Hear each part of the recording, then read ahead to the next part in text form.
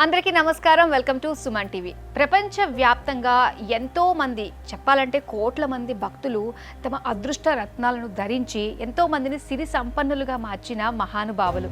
కాలసర్ప దోషాలు, దృష్టి దోషాలు, ఇంకా కష్ట నష్టాలు, అలానే చేతపళ్ళు, ఇలాంటి సమస్యలు ఏమున్నా కూడా వాటి నుంచి బయట పడేయించి వాటిని నివారించి మన జీవితాన్ని సర్వసుఖమయం చేసిన అష్టసిద్ధి ఉన్న గురుదేవులు. జీరో నుంచి హీరో వరకు, నార్మల్గా ఉన్న వ్యక్తి నుంచి వ్యాపారవేత్త వరకు మారిన వాళ్ళందరూ కూడా ఈయన శిష్యులే. అంతేకాదండి, అలనాటి ప్రధానమంత్రి దగ్గర నుంచి మనం చూసుకున్నట్లయితే పివి నరసింహారావు గారు, అలానే ఎన్టీ రామారావు గారు, కొనిజెట్టి రోసయ్య గారు, అలానే నేటి ప్రముఖుల గురించి ప్రస్తావించుకుంటే చిరంజీవి గారు, మల్లారెడ్డి గారు, బాలకృష్ణ గారు, ఇలా ఎంతోమంది. అది మాత్రమే కాదు, రాష్ట్రానికి సంబంధించి, కేంద్రానికి సంబంధించి, అలాగే పారిశ్రామికవేత్తలు, వ్యాపారవేత్తలు, అంబానీ గారు, టాటా, బిర్లా, ఇలా ఎంతో మంది ఈ అదృష్ట రత్నాల్ని ధరించి ఘంటాపదంగా దాని యొక్క ప్రభావం ఎలా ఉంటుందో కూడా ప్రపంచానికి చాటి చెప్పారు. మరి అలాంటి మహోన్నతులైన డాక్టర్ మహారాజ్ రమణ యోగిలాల్ గురూజీ గారు మన స్టూడియోకి విచ్చేయడం నిజంగా మన అదృష్టం. మరి ఆయనతో మాట్లాడి బోల్డని విషయాలు మనం ఇప్పుడు తెలుసుకుందాం. నమస్కారం గురువుగారు. గురుగారు, ఇటీవల కాలంలో ఒక విషయం విని నేను చాలా ఆశ్చర్యపోయానండి. మీ దగ్గరకు వచ్చిన వాళ్ళల్లో ఏంటంటే మ్యాక్సిమం పెళ్ళయ్యి, సో దాని తర్వాత సంసార బాధలు, తర్వాత కుటుంబంలో వచ్చే కష్టాలు, ఇలాంటి వాళ్ళు ధరించిన వాళ్ళకి ఓకే, చాలా మంచి అనుభవాలు వాళ్ళకి ఎదురయ్యాయి.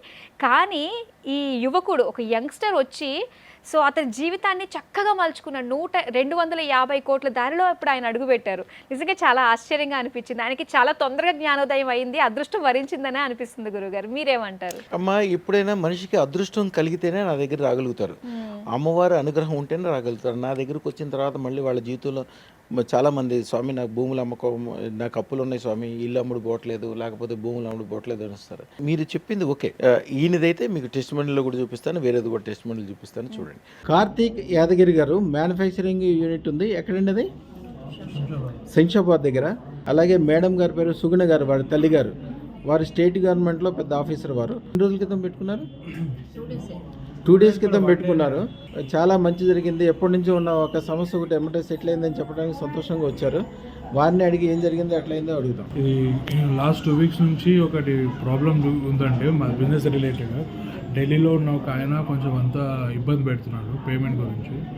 అయితే మొన్న ఇది వేసుకున్న వెంటనే ఆయనే ఫోన్ చేసి మనీ గురించి ఇప్పుడు ఏమీ అవసరం లేదు, మనం మన టర్మ్స్ ఎలా ఉన్నాయి అలాగే కంటిన్యూ చేసుకుందాము, బిజినెస్లో మీకు మాకు డిస్టర్బెన్స్ వద్దు, నేను మీకు సపోర్ట్గా ఉంటాను, మీరు నాకు సపోర్ట్గా ఉండండి అని చెప్పి అది ప్రాబ్లం ఇమ్మీడియట్గానే సాల్వ్ అయిపోయింది. ఫ్యూచర్లో ఇప్పుడు వేరే పెద్ద ప్రాజెక్ట్స్ కూడా ఉన్నాయండి, సో అవి కూడా వస్తాయని కాన్ఫిడెన్స్ వచ్చింది. ఎన్ని కోట్లలో ఉంటాయా? ఆ కోట్లలోనే ఉన్నాయండి.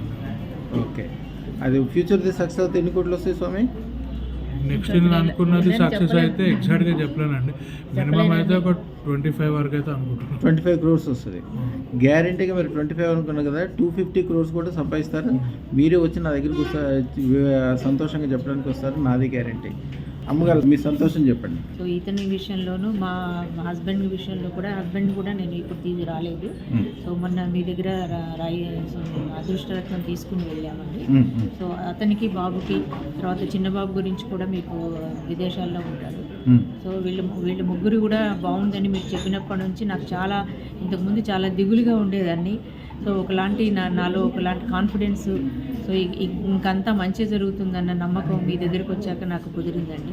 నాకు చాలా ఆనందంగా ఉంది. బాబు కూడా ఏమంటే పేమెంట్ విషయంలో కానీ ఫ్యాక్టరీ విషయంలో కానీ మంచి జరుగుతుంది పూర్తిగా నమ్ముతున్నారు కదా? నమ్ముతున్నానండి. బాబుకి ఇంకా మ్యారేజ్ చేయవలసి ఉందండి. సో మీరు ఇప్పుడు మ్యారేజ్ కూడా తొందరలోనే అయిపోతుందని చెప్పారు. మీరు మొదలుపెట్టిన తర్వాత ఇక అదే పని మీద ఉండాలమ్మా, వేరే పనులు మొదలు పెట్టుకోవద్దు. యాక్చువల్గా 135 రోజులు టైం పట్టుద్ది అంటారు ఎవరైనా, కానీ మన దగ్గరికి వచ్చిన వాళ్ళకి 15 రోజుల నుంచి 4 రోజుల్లోనే మీ మనసులో అనుకున్న అమ్మాయితోటి అవుతుందమ్మా. మీరు ఎలాంటి కోడలు కావాలంటే అలాంటి కోడలు వస్తుంది. శుభం భూయాత్తలు. మన దగ్గరకు వచ్చాక అదృష్ట మహాలక్ష్మి వీళ్ళకు ఉండే కోరికలు ఏమిటమ్మా, ఒకళ్ళకి 100 కోట్లు పడేస్తే ఎక్కువ అయిపోద్ది, ఏం చేసుకోవాలో అర్థం కాదు. ఆవిడకి 100 కోట్లు కాదు, 1,00,000 కోట్లు అడిగితే కూడా ఆవిడకి లెక్కలేదు. ఎందుకంటే భువనేశ్వరి బోనాలు మొత్తం ఆవిడ చేతిలో ఉంటాయి, భూమి మొత్తం ఆవిడకి ఆవగింజలో కోట వంతు లెక్క. వీళ్ళు అడిగే 100 కిలోల బంగారమో లేకపోతే 100 కోట్ల డబ్బులో ఏం లెక్క ఆవిడకి?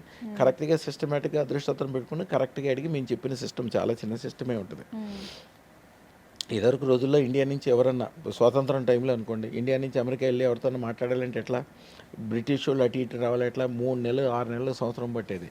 ఇప్పుడు ఏముంది, ఇంట్లో కూర్చుని చక్కగా మీరు సెల్ ఫోన్లో ఒకసారి ఆన్ చేస్తే అవతలోళ్ళు యువతల లైవ్లో చూసుకుంటూ మాట్లాడుతున్నారు. అవును.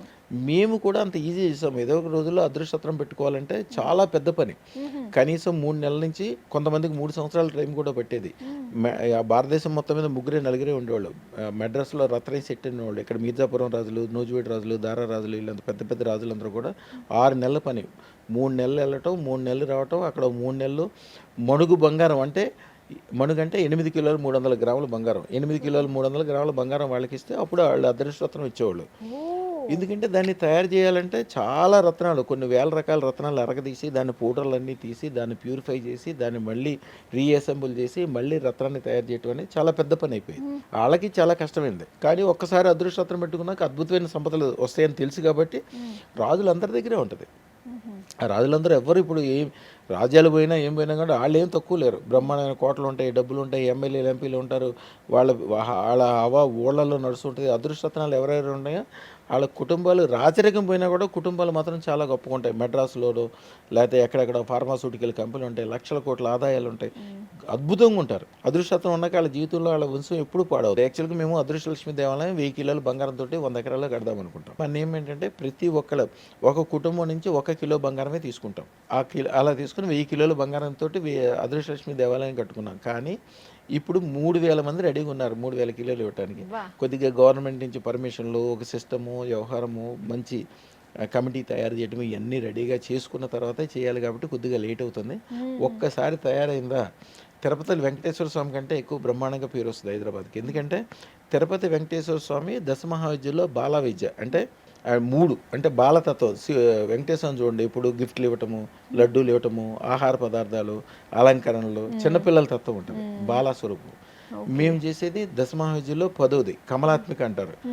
కేవలం ఐశ్వర్యం. అసలు ఊరికే మా దగ్గరకు వచ్చి అదృష్టత్రం పెట్టుకుందామని వాళ్ళు మనసులో అనుకుంటే చాలు, అంటే ఆ క్షణం నుంచి మంచి స్టార్ట్ అయిపోతుంది. అందరూ మా టెస్టిమనీలో చూడండి ఎంతమంది నా ఫోటోని కాలరైడీగా పెట్టుకున్నాక, స్వామి ఏంటి విచిత్రంగా ఎన్నో 40 సంవత్సరాల నుంచి ఉన్న ఇబ్బందులు కూడా తొలగిపోయి మంచి స్టార్ట్ అయిపోయింది. అదృష్టత్రం పెట్టుకోవడానికి 1,16,000 అంటే అదే పెద్ద గొప్ప అనుకునే వాళ్ళు, ఇప్పుడు నాకు ₹1,00,000 అంటే లెక్క కూడా లేదు స్వామి అని చెప్పి వాళ్ళు ఫస్ట్ ఒకళ్ళు అదృష్టత్రం పెట్టుకోవడానికి కష్టపడిన వాళ్ళు వాళ్ళ ఇంటి వాళ్ళు అందరినీ తీసుకొచ్చి తల ఒకటి వేయించేస్తారు. అదృష్ట మహాలక్ష్మి తోటి అద్భుతాలు జరుగుతాయి అమ్మా. దీనికి ఏదైనా మంత్రం ఉందా గురువుగారు, ఇంకా చేసుకోవాల్సినవి ప్రజలు ఏమన్నా? అమ్మ దీనికి యాక్చువల్గా ఈ రాజులు కానీ పెద్ద పెద్ద వాళ్ళు కానీ వాళ్ళకి ఆస్తులు వ్యాపారాలు కూడా ప్రపంచానికి సంబంధం ఉంటుంది. దీన్ని శాబర మంత్రం అని ఉంటుంది. అంటే వాళ్ళు కొద్దిగా ఇబ్బందుల్లోకి వచ్చాక వాళ్ళు ఇంకేం పని చేయలేరు. ఎందుకంటే వాళ్ళకి పని అలవాటు ఉండదు, అందరూ పనోళ్ళు ఉంటారు, కారు డ్రైవర్లు, వ్యవహారము, వ్యవస్థ, పెద్ద వ్యవస్థలు అన్నీ ఉంటాయి. ఆ పెద్ద వ్యవస్థలో ఉన్న వాళ్ళు చిన్న దెబ్బ తగిలితో కూడా కాళ్ళు చేయి కదలినట్టు అయిపోతుంది. ఒక వాళ్ళకి ఇంట్లో 200 మంది పనులు ఉంటారు అనుకోమా, 10 మంది పనులు రాకపోతే కూడా వాళ్ళ వ్యవస్థ ఆగిపోయినట్టు ఉంటుంది. అందుకని అంటే ప్రపంచానికి మొత్తానికి సంబంధించి శాబర మంత్రం అని ఒకటి ఉంటుంది. శాబర మంత్రం అంటే జస్ట్ దాంట్లో పెద్ద విచిత్రాలు ఏముండవు, కానీ ఆ మంత్రం చదువుకున్నాక చెడంతా వెళ్ళిపోయి మంచి స్టార్ట్ అయిపోద్ది అనమాట. ఈ శాబర మంత్రాన్ని 11 రూపాయి బిళ్ళలు తీసుకోవాలి. ఆ 11 రూపాయి బిళ్ళలు ఎదురుకుండా బెల్లం ముక్క ప్రసాదం పెట్టి దాని మీద పసుపు జల్లి ఆకాశ పిత భూమాత సర్వ సౌభాగ్య ఐశ్వర్యం అదృష్ట మహాలక్ష్మి ప్రయచ్చ స్వాహ, అంతే. ఇది శాబర మంత్రం. ఈ శాబర మంత్రం చదువుకున్నాక 11 సార్లు చదువుకోవాలి. తర్వాత ఆ రూపాయి బిళ్ళలు తీసుకెళ్ళి మళ్ళీ కుంకుమ కొద్దిగా జల్లి దాన్ని తీసుకెళ్ళి తిజోరీలో పెట్టుకోవాలి. రోజు మళ్ళీ దానికి రోజు ఈ మంత్రం చదువుకోవాలి. ఒక 3 రోజుల తర్వాత నెమ్మదిగా మళ్ళీ పాత వైభోగం మొదలైపోద్ది. అప్పుడు అదృష్టత్రం పెట్టుకుని మంచిగా గిబ్బులు ఎక్కడ చూసినా డబ్బులు ఉంటాయి కాబట్టి ముందు అదృష్టత్రం ఎంత త్వరగా వీలైతే అంత త్వరగా అదృష్టత్రం వేసుకోవాలి. ఇక మళ్ళీ వాళ్ళు ఎంత లోతులోకి వెళ్తే అంత మళ్ళీ పాజిటివ్గా తయారవుతారు. చాలా బాగుంది గురుగారు. శుభం.